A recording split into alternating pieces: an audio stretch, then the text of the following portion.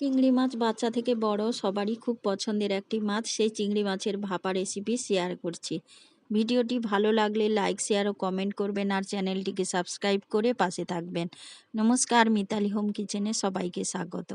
প্রথমেই চিংড়ি মাছগুলো নিয়ে নিয়েছি। এবার মাছগুলোতে লবণ, হলুদ, রেড চিলি পাউডার ও সামান্য পরিমাণ সর্ষের তেল মাখিয়ে রেখে দেবো 10 মিনিট।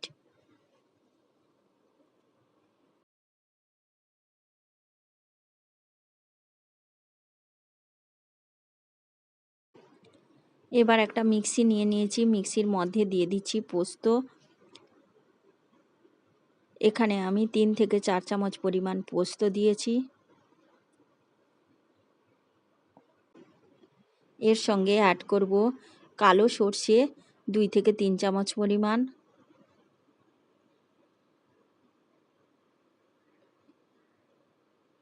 আর দিয়ে দিচ্ছি 1 চামচ পরিমাণ সাদা সর্ষে, দিয়ে দিচ্ছি সামান্য পরিমাণ লবণ,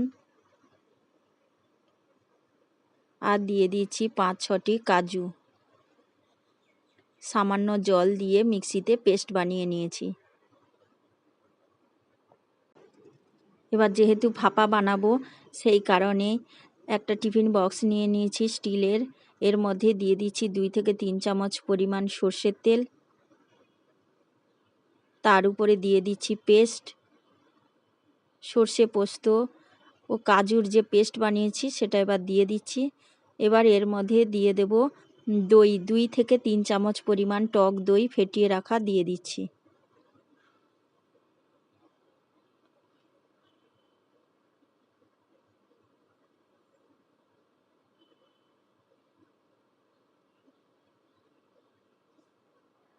হাত দিয়ে খুব ভালোভাবে মাখিয়ে নেব। হাত দিয়ে ফেটিয়ে নেওয়ার পর এবার এর সঙ্গে অ্যাড করে দিচ্ছি পরিমাণ মতো লবণ, হলুদ গুঁড়ো, গরম মশলার গুঁড়ো 1/2 চামচ পরিমাণ,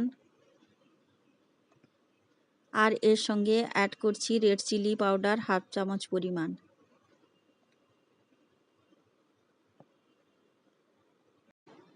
সবগুলো উপকরণ হাত দিয়ে খুব ভালোভাবে ফেটিয়ে নেব। এবার এর মধ্যে অ্যাড করে দিচ্ছি চিংড়ি মাছগুলো। চিংড়ি মাছগুলো খুব ভালোভাবে মশলার সঙ্গে মিশিয়ে নেব।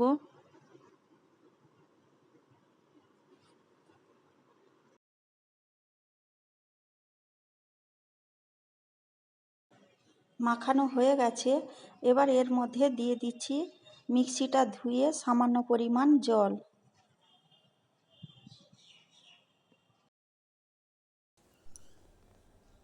ভাপার জন্য একেবারেই তৈরি হয়ে গেছে।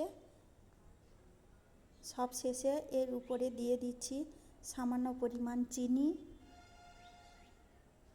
দিয়ে খুব ভালোভাবে মিশিয়ে নেব। আর দিয়ে দেব চেরা কাঁচা লঙ্কা 3-4টি।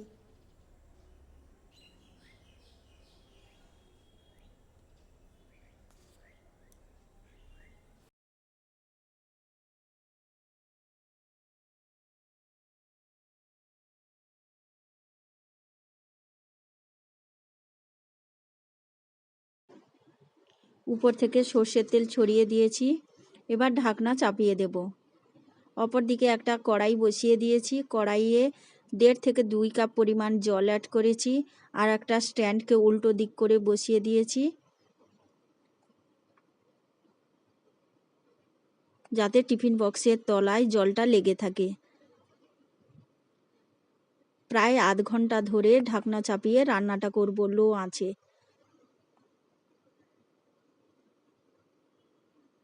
একদম তৈরি হয়ে গেছে চিংড়ি মাছের ভাপা।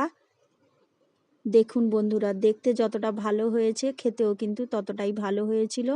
লোভনীয় স্বাদের চিংড়ি মাছের ভাপা রেসিপিটি ভালো লাগলে অবশ্যই লাইক দেবেন আর চ্যানেলটিকে সাবস্ক্রাইব করে পাশে থাকবেন। বাড়িতে বানালে কেমন হয়েছে কমেন্টে অবশ্যই জানাবেন। নমস্কার।